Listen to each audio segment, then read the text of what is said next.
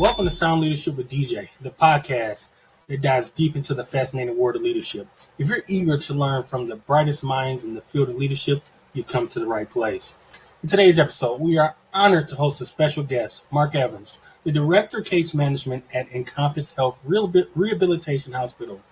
Mark brings over 25 years of experience in healthcare leadership. Mark has successfully guided teams through challenging situations, including the COVID-19 pandemic. He has also served on local and national boards of directors for the Case Management Society of America. Mark's leadership philosophy centers around being a supportive figure. He believes in empowering his team to succeed and eliminating any obstacles that hinder their performance.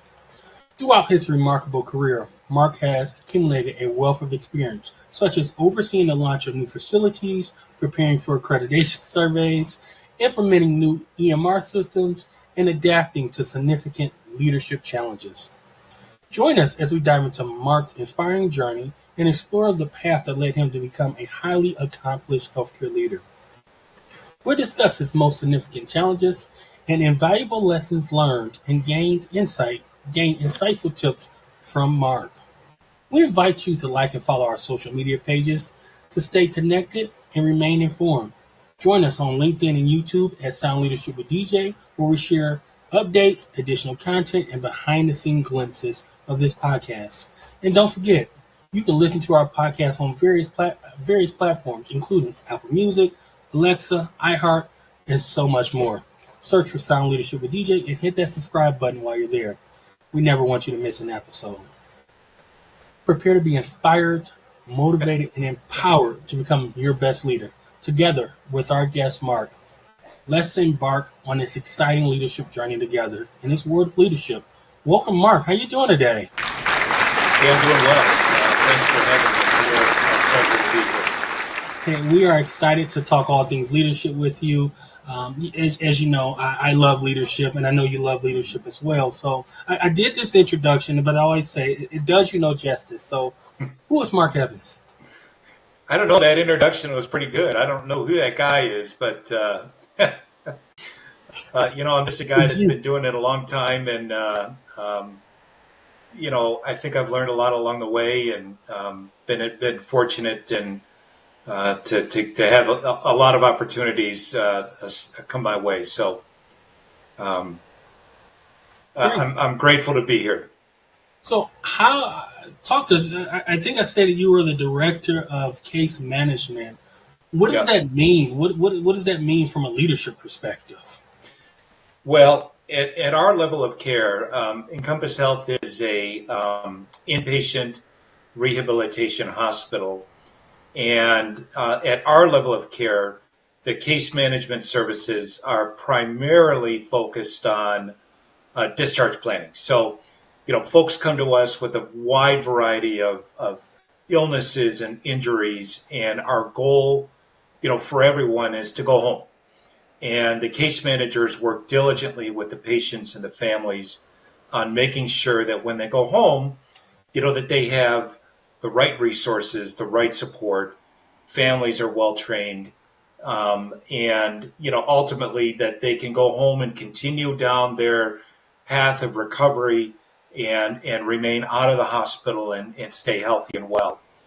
And so our job, within a relatively short amount of time, like 10 to 12 days, is to try to make sure that all of those things are set up for them so that they can go home and be successful.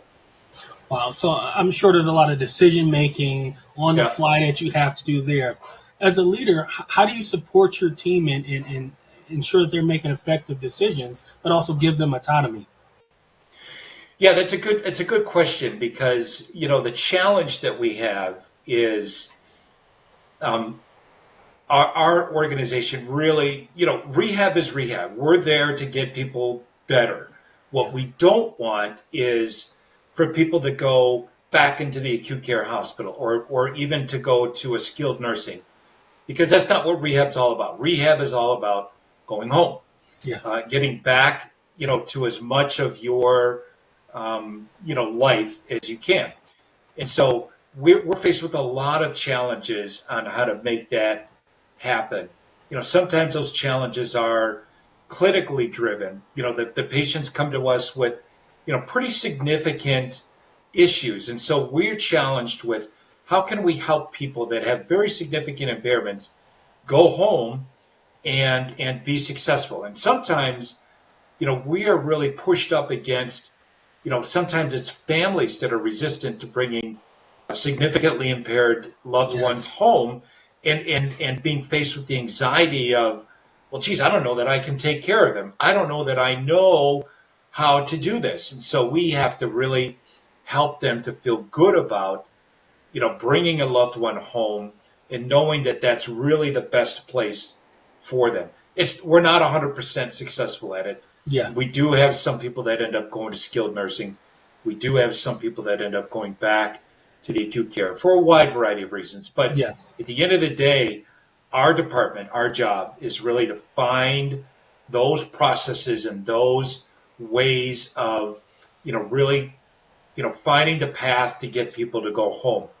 And so my job as the leader of the department is to really try to find what are the barriers to making that happen and what can I do, to help our teams be successful in that. And I'll give you an example. When I started there, this level of care was kind of a new entity for me.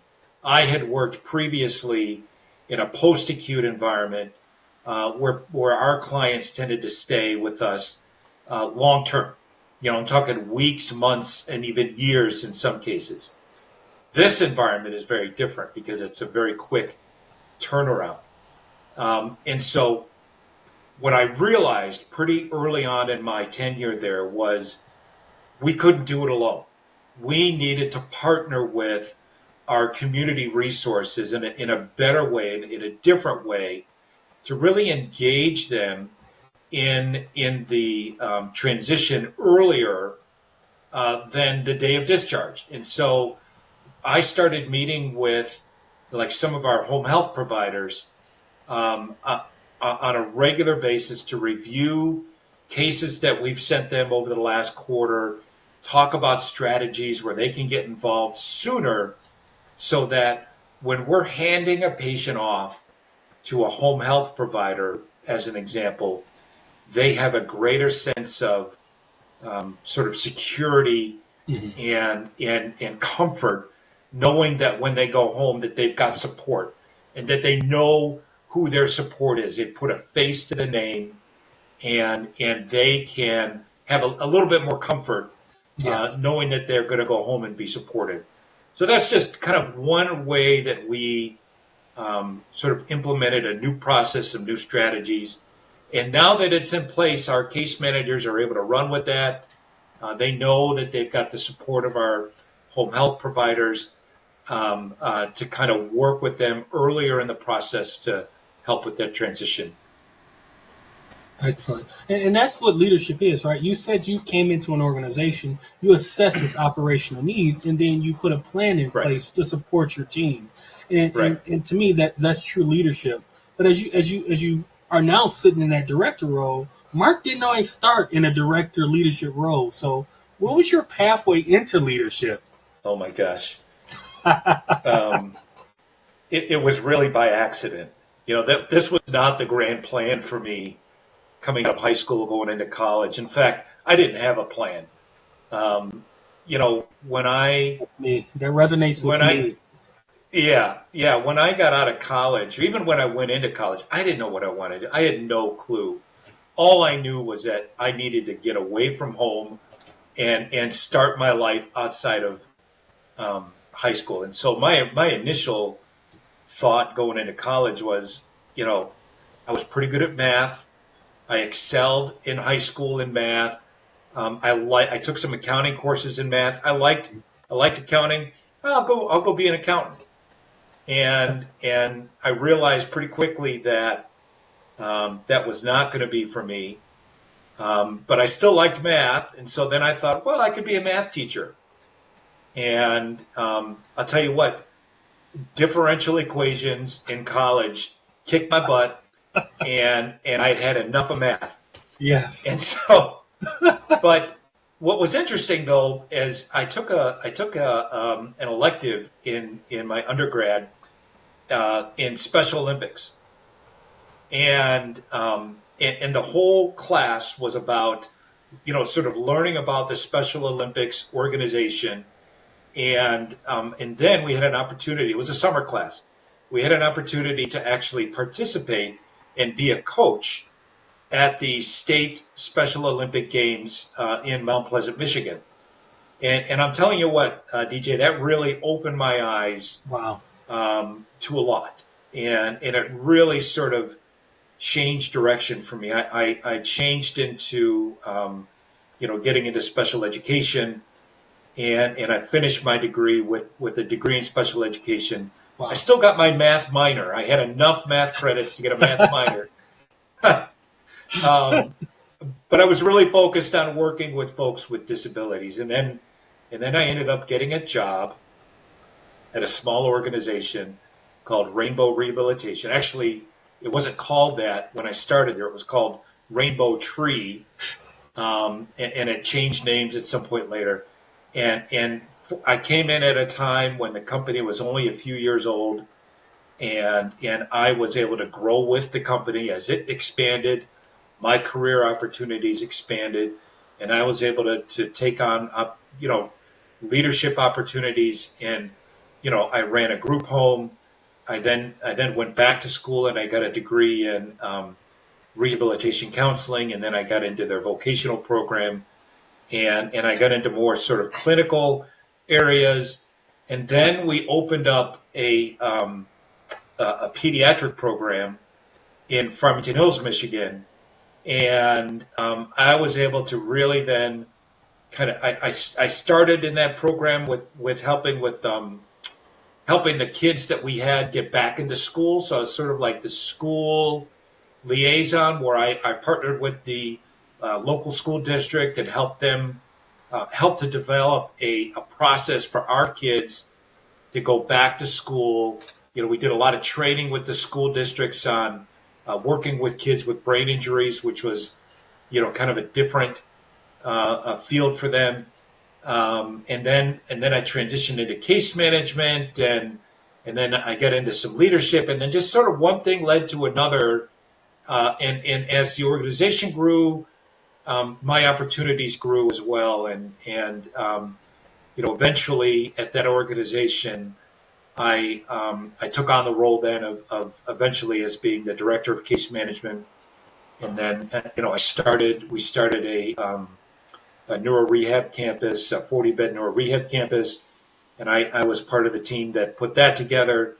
And so, one opportunity after another. And I loved it. I loved working there. I would still be working there.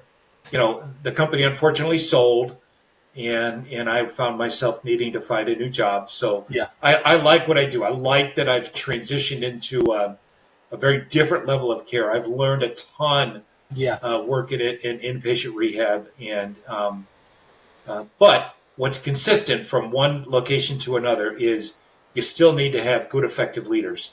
Yes. And so those skills transition well, regardless of the environment that I'm in. And before I lay into my next question, I have to do a shameless plug here. So very early on in my lifespan, I worked for Rainbow Rehab. It was actually one of my first jobs as a CNA, and it was a 40-bed neuro rehab campus. You might have been open a year, and one of the first leaders that I saw was you. We had another leader there who had been here for forever and worked under your direction, but everybody respected your leadership style, how you spoke to people, and I think that's very big. How you speak with someone and you work with them. And here you were with this to me, a person who had this exceptional leadership ability, and you were around a lot of us who might have been younger, 18, and you were growing us though, right? You were a leader who, to me, taught us. And for what it's worth, I paid attention while you may not have known people were paying attention. I was paying attention to your leadership style and how you move with grace and how you handle certain situations. So kudos to you, and I can attest to your leadership style.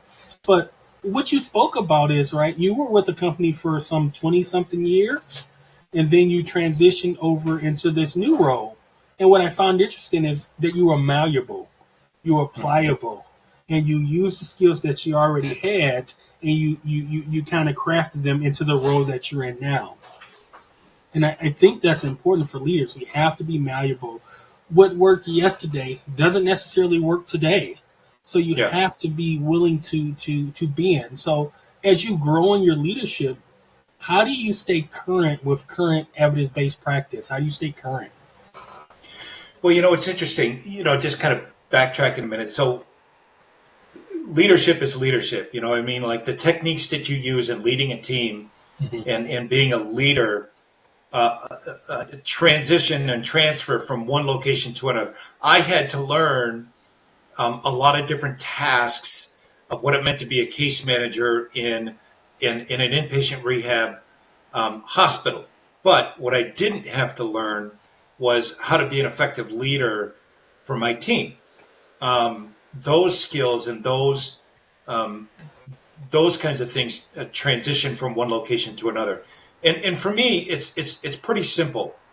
I think I really sort of try to do a couple of different concepts. One is compassion, and then the other is accountability. So compassionate accountability, right? So I'm very compassionate about my team. I'm compassionate about who they are, what they're dealing with, um, what their family situation is, and getting to know them on a personal level. But then I also have an accountability level where I need to make sure that as a leader that my team knows exactly what's expected of them, and that we work together on helping them to make sure that they accomplish those expectations, and then I hold them accountable when they are not performing Yes. the way that they need to. I'm Because I've taken time to be compassionate, I'm able to have those difficult conversations with them Yes. about their performance, right? Yes. And so, and it just creates an environment where no matter what comes our way, they know that they can trust me, that we're going to do the right thing and we're going to do it together. Wow. Um, but we have accountability measures that we have to make sure that we're meeting. And so on a regular basis, we review those measures, we review how they're doing. I have those one-on-one conversations with them. We talk about strategies on what they could do better or different. And then at the same time, we have that relationship. We have that, sort of professional yet compassionate relationship with one another that allows us to, work closely together and solve problems together. And so I think it starts with, you know, making sure that your teams understand what's expected of them, and then working together to figure out how to get it done. Wow.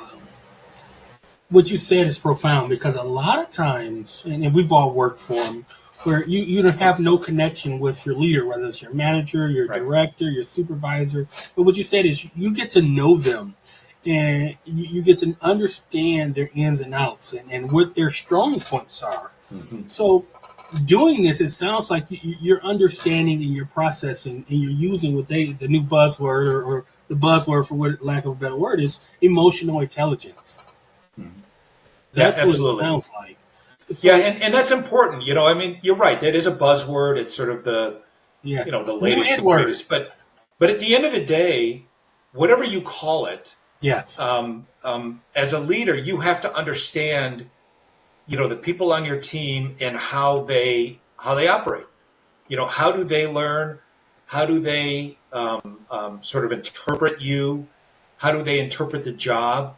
And it's never a one size fits all. You have to adapt to your team. You cannot expect your team to adapt to you. I have a team now where my team members could not be more different in terms of yes, understand. a lot of different things, in terms of their age, in terms of their sort of how they present themselves, how they interact with others, how they interact with themselves. And so I have to not only understand that they're very different people, but then I have to understand how do I interact with them both individually and collectively, right? So if I'm in a team meeting with everybody, what's my approach going to be so that I'm, sort of connecting with everybody versus if I'm in a one-on-one session, what's my approach, understanding their, kind of where they're at with their emotional intelligence. So, if you had a Venn diagram of everything, there would be 1,000 different circles, and you have to find that one intersecting point. And that's a challenge. That's a big challenge for all of us, trying to, really trying to find that sweet spot that connects with everybody. And that's what's interesting to me about leadership, right? Is because as I've said earlier, what worked yesterday at another organization may not necessarily work. But as you stated, right, the skills can transfer. But, when you're dealing with people, who have real lives outside of work.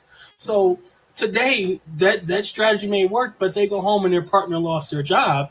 And tomorrow that strategy it does not work. They're motivated by something different. So you have to learn how to motivate people and how to inspire people. So from that standpoint, how do you motivate and inspire your team to maybe go in a direction that they're not, familiar with, right? You have a strategic vision, or you're carrying the president's vision. How do you inspire them to move it forward? Yeah, it's a good question. I have to tell you that in my prior experience, I had an opportunity to work with a couple of different leaders that I wouldn't wish on anybody. And they were leaders that led by intimidation and fear. Yes. And it was often, very difficult experiences to go through as, kind of as an employee. But it really did sort of teach me that I needed to do everything I could do to avoid that confrontation with that leader, which meant I had to be better prepared. I had to be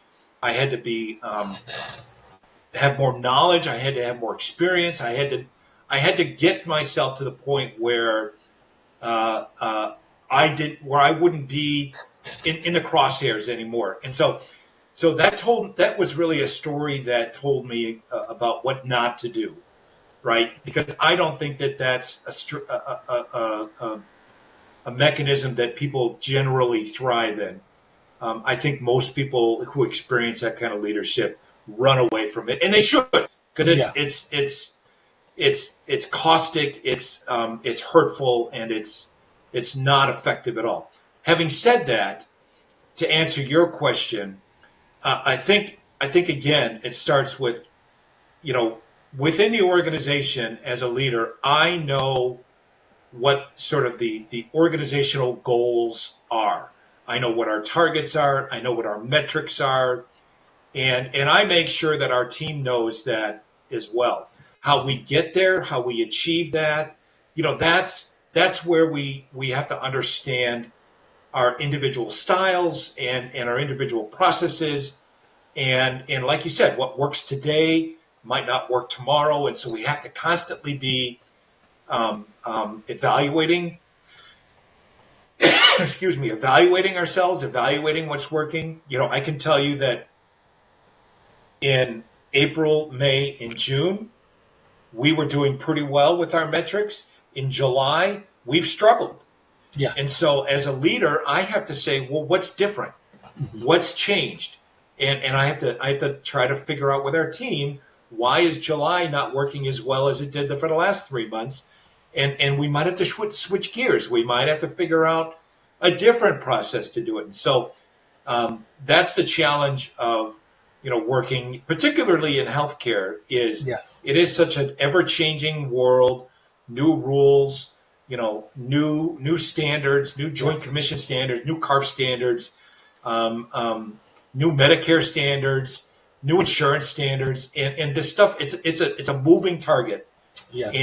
and we have to stay on top of it, and we have to adapt, and it's challenging. It's challenging. So um, I've got a good team. I got good people. It's a good organization.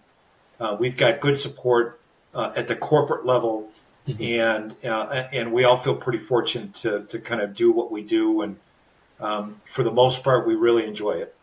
Well, and that's it goes back to the statement of being malleable, right? You Yeah. have to be able to adjust. But one of the things you said is key to me, and I want to highlight that. And then I'm going to ask you my next question. What you said is you had good support, right? You're a leader and you have good leadership support because you Right. can't do it on your own. So you have to No. rely on others to lead. So with that being said, Mark, what leadership qualities do you look for in a leader? Yeah, that's a good question. I would hope that the people that I'm involved with, my leadership team, my CEO, and my regional leadership, I would hope that they would have the similar approach of, kind of laying out for me what are my expectations Hmm. to be a good performer within a hospital, and be open to, kind of me coming to them and saying, look, this isn't working. I need to switch gears. I need to do something different, and allowing me the opportunity to explore new strategies and new processes and do things differently. And I feel like I've had that. Like, I feel like, the organization says to every hospital, this is where you need to be. Right? There's a laundry list of metrics that we Yes. follow. Both clinically, financially, with our labor, and we're expected to meet those metrics. What they don't tell us is this is how you do it, Yes. right? Because they realize that Encompass Health has nearly 160 hospitals around the country, and every geographic area offers something different, right? And so what works in Toledo, where I work, might not work in Cincinnati or Texas or Florida, because it's a different population, a different labor pool, a different set of rules, for their Medicaid and their state licensing. So they give us the autonomy as a local hospital to kind of figure out what works for us. And I like and that. I do have a lot of support. I know that I can pick up the phone at any time and reach out to my regional leadership, or my national leadership, or my CEO, and say, you know, help me to figure this out, and they will. Nice. I like that. And to this point, we've talked about the successes of leadership. But what people don't know, or they may not know because it's sometimes kept behind a closed door, it's we fail as leaders. Mm-hmm. Everything that we shoot doesn't hit a target. Nope. So, can you tell me about a time you've had this grandiose plan, you put it into place, and it didn't hit its mark, and then what you learned from it? Uh, you know, um, Somebody once told me long ago that you need to allow yourself to fail 3 times a day.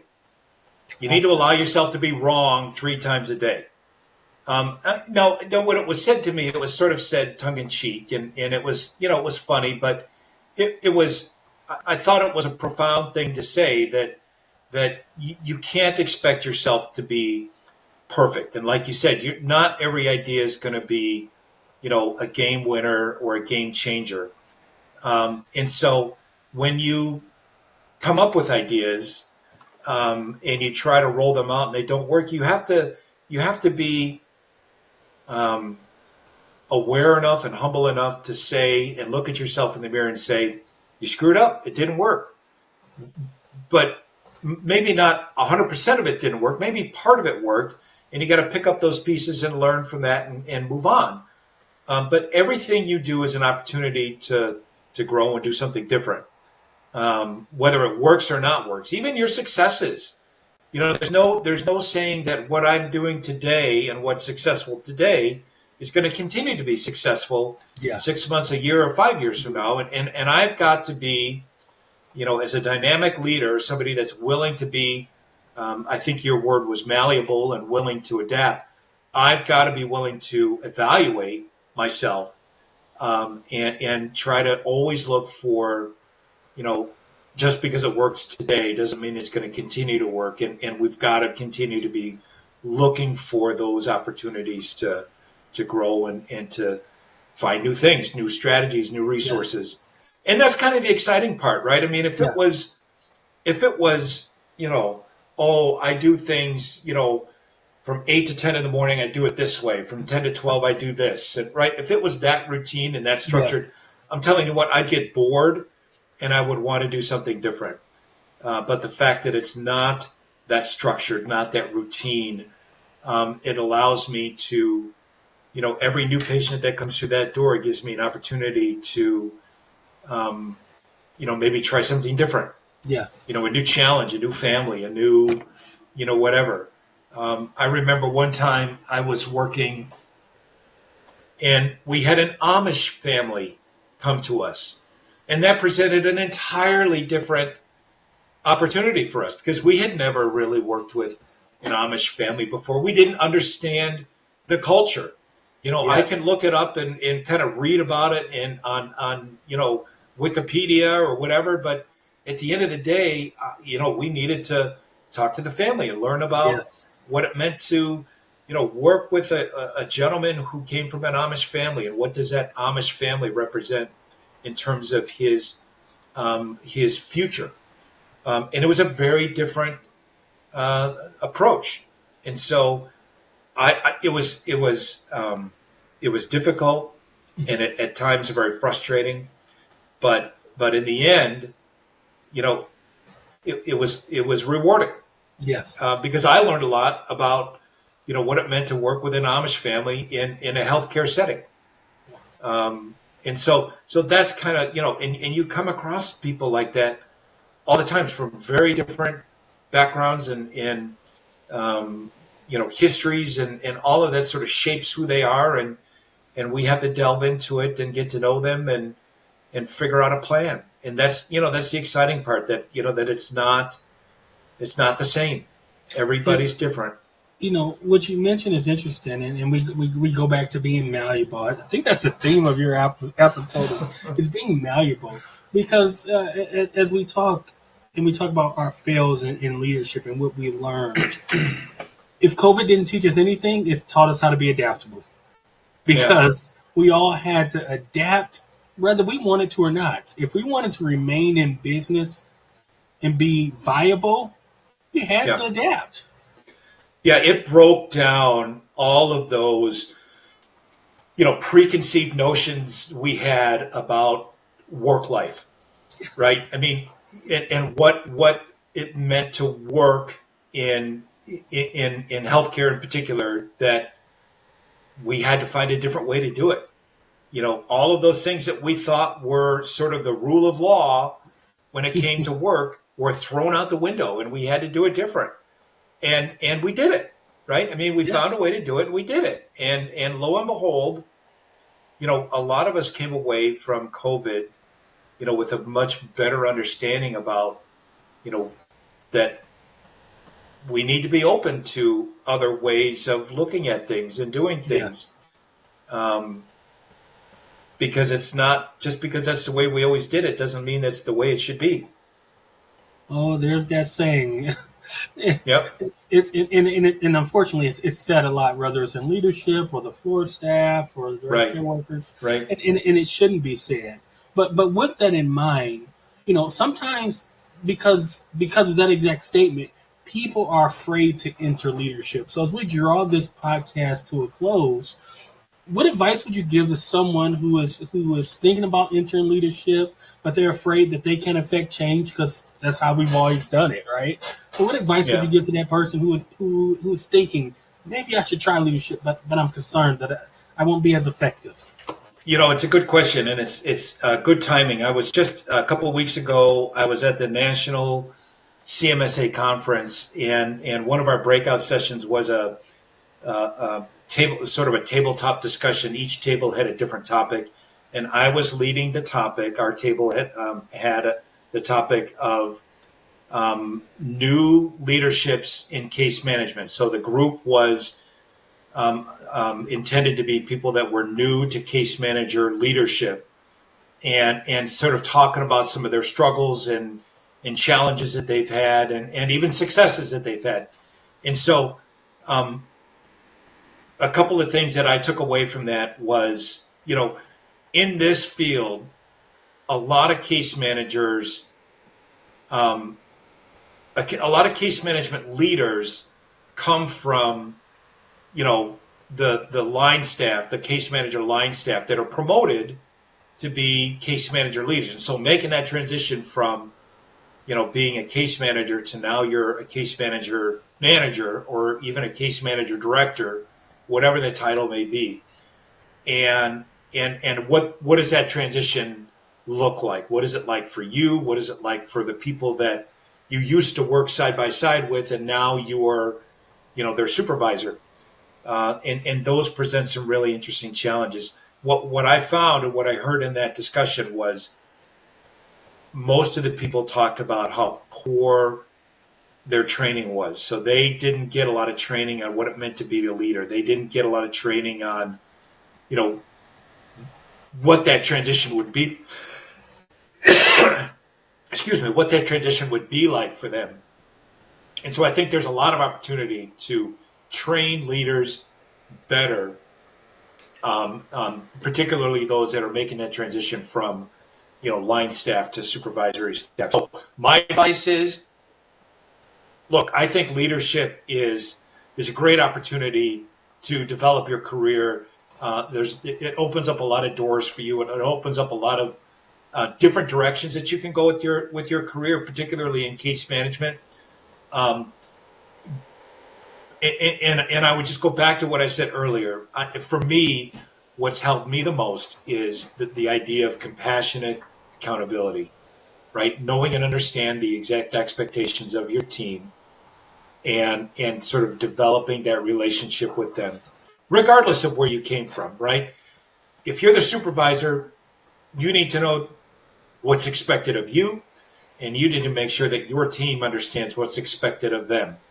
And in my opinion, my approach, which, has worked for me, has been to, really serve as their support, because if they're successful, if they're doing their job well, then we all do well, right? Mm-hmm. Then it just makes my job a lot easier when they do their job well. So I need to find a way to help them do well, because at the end of the day, at some point, I've got to find somebody to replace me.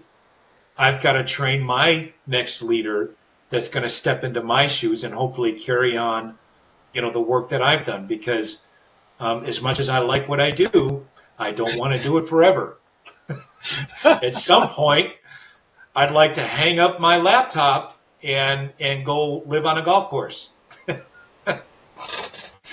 There's nothing wrong with that. There's nothing wrong with it at all.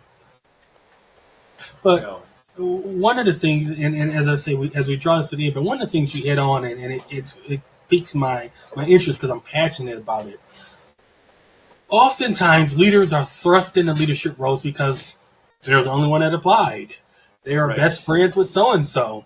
But what happens, and one of the common causes of their failure is, no matter how they got the role, they were thrust into it. They weren't trained. They weren't told what to do. Just yesterday, they were sitting with their buddies, and today they're over their buddies. How can we expect them to be successful if we don't have any training for our leaders to be successful? Yeah, I think on day one, if you find yourself in a position where whether you were appointed that position or you applied for it, on day one, your job should be go to your supervisor, whether it's a VP, a CEO, or whomever you report to, and have a sit down with them and say, what do you expect from me? Mm-hmm. What are my expectations as a leader? And you cannot do your job if you don't know what's expected of you. You can't guess at it. You've got to know specifically and objectively what are your expectations. I went through a situation about a year ago where the CEO of our hospital was let go, and we had a new CEO come in, and he was new to all of us. And within the first couple of days, I had that conversation with him about what do you expect from me? And it really wasn't about you know, me as a person. It was about what are my performance metrics that he expects me to Yeah. meet, and it was objective, and it was straightforward, and that's exactly what I needed. At the same time, I knew that um, how I achieved those metrics was largely left up to me to figure it out. And so I think the best advice that I can give you is understand what's expected of you as a leader, and then make sure that your team, again, make sure that your team understands what you expect of them as part of your team, and go from there. Wow. Right?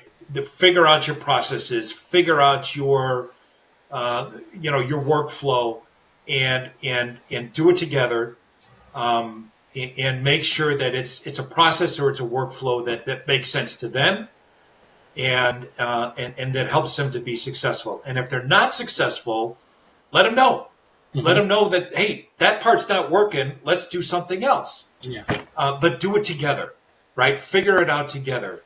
Because I think that's where you're going to get the greatest buy-in from your staff, is that they know that you're there to support them and that you're there to make sure that they're successful. Wow. Mark, thank you. I can't say enough. I know the people that you're working with are lucky to have you, because I was lucky to have you for the years that I spent at Rainbow. Well, that's nice of you to say. I appreciate that. It's nice. We didn't work together for very long, but I do remember it. Those were interesting times. It was a new program, and we grew a lot quickly. Very But fast.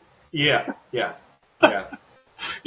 For what it's worth, culture means a lot, and I know we're wrapping this up, but I want to talk about culture really quickly because, like I said, we didn't work together for a while, but that's because that particular company was large, and I was fortunate enough to have my very first job for 13 years. In fact, I held that job from 2007 to 2021 when I moved to Hawaii.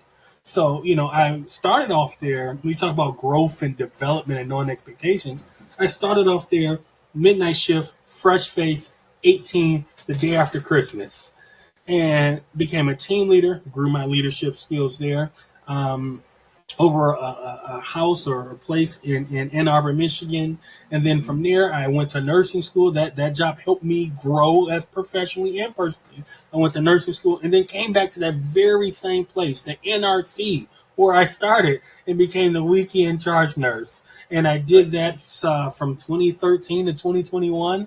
I'd rotate out weekends there. So, you know, even with you being gone, you set that foundation and built that culture, and it was still there when I came back as a nurse, and it was there when I left in 2021. So, your leadership, what you do today, as we talk about, can greatly impact future generations. So when you talk about leaving a legacy, right, you train the next generation to take over and continue that culture that you helped build. So kudos to you.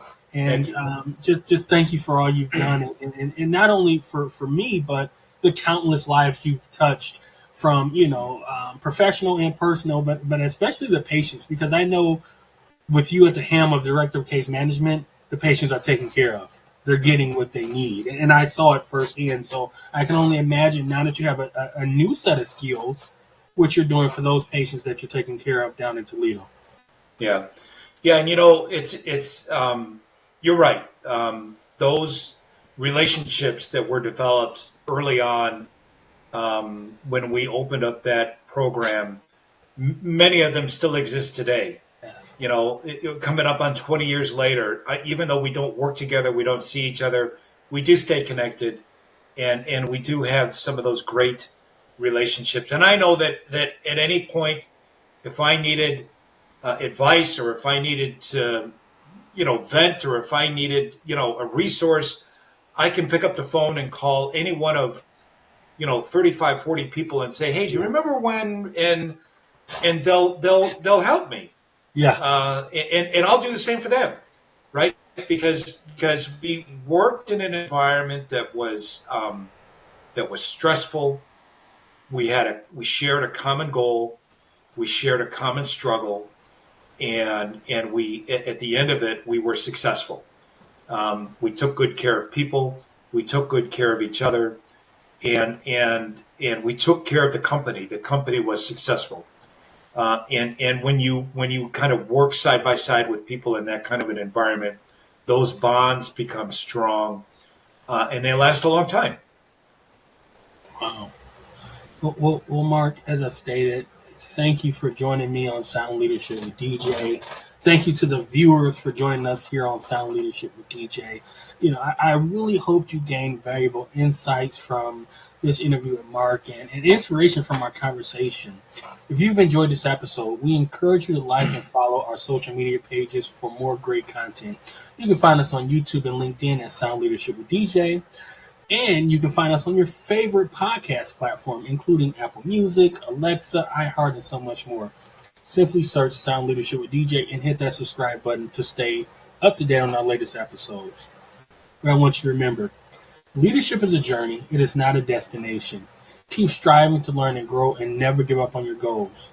We wish you all the best on your leadership journey, and we look forward to having you join us soon for more great insightful discussions on Sound Leadership with DJ.